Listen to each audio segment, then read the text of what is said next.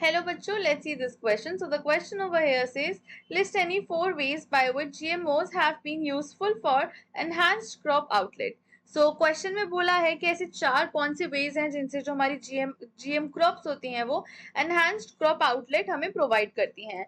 So the key concept here is genetically modified crops. So genetically modified crops क्या होती हैं? Genetically modified crops हमारी ऐसी crops होती हैं जिनको मॉडिफाई करा जाता है टू अचीव सर्टेन ट्रेट्स.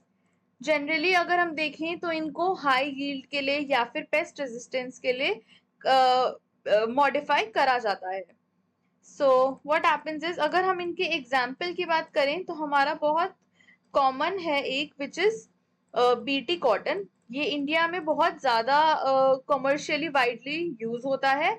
इसके अलावा अगर हम देखें विच इज गोल्डन राइस. सो दोनों ही वैरायटी जो है इनको अलग अलग रीजंस के वजह से मॉडिफाई किया गया था. बीटी कॉटन को करा गया था बिकॉज जो सो दैट इसमें एक पेस्ट रेजिस्टेंस हो, एंड ये पेस्ट रेजिस्टेंस के लिए था. एंड जो गोल्डन राइस था वो एक सर्टेन डिजीज के लिए था which was vitamin A deficiency. So ये वाइटामिन ए डेफिशिएंसी के लिए इसको मॉडिफाई करा गया था. इसमें क्या होता है basically, this process involves inserting DNA of और gene of interest into the genome of an organism. So genome of an organism में डीएनए जो है वो इनकॉर्पोरेट कर दिया जाता है, जिसके वजह से न्यू क्रॉप्स जो है वो जनरेट होती हैं. आप देख लेते हैं why it is widely used.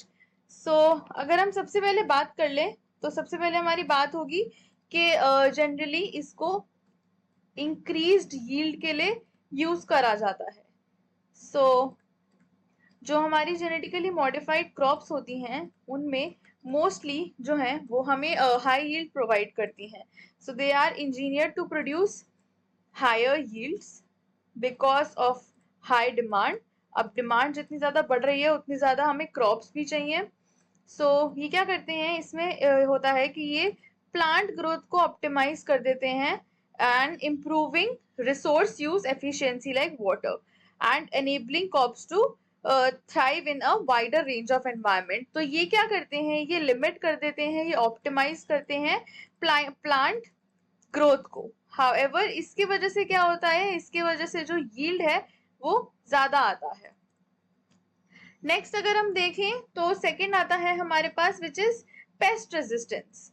सो काफी क्रॉप्स हैं जो उनको काफी हार्म करते हैं, पेस्ट प्रेजेंट होते हैं. एंड जो फार्मर्स होते हैं जनरली वो पेस्ट इंसेक्टिसाइड्स और पेस्टिसाइड्स को स्प्रे करने में इतना बिलीव नहीं करते हैं बिकॉज वो बहुत हार्मफुल होता है हमारे लिए भी. तो इसके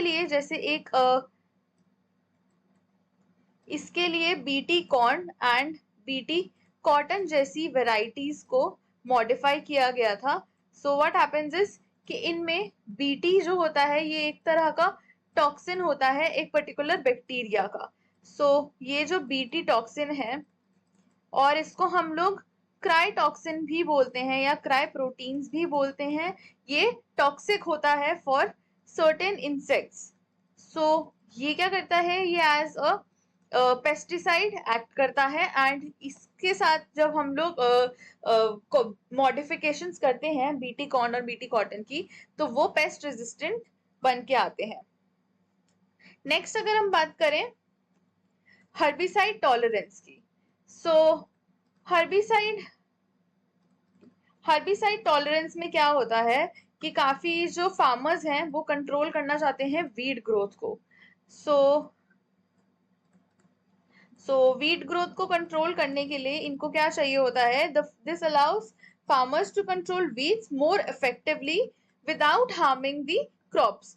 अब क्या है, इनको हर्बिसाइड जो है वो स्प्रे नहीं करने पड़ रहे हैं. जो इनकी क्रॉप्स हैं वो हर्बिसाइड टॉलरेंट है. इसके वजह से क्या होती है, बेटर क्रॉप ग्रोथ होती है इनके पास एंड इंक्रीज्ड प्रोडक्टिविटी होती है. and increased productivity. अगर नेक्स्ट हम बात करें फोर्थ में, फोर्थ हमारा पॉइंट होगा which is drought and stress tolerance.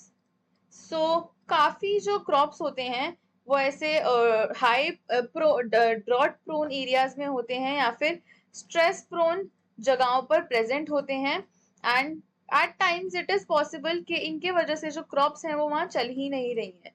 तो वो लोग क्या करते हैं, they engineer crops that are more resistant to environmental stresses like drought.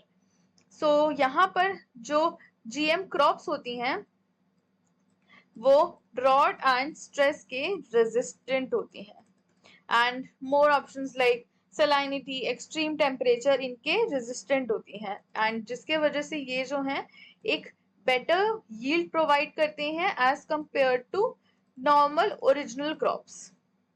So therefore the answer for this question is there are total 4 different options, 4 different ways that are used in GMO crops: increased yield, pest resistance, herbicide tolerance, and drought and stress tolerance. Hope you understood it well. Best of luck.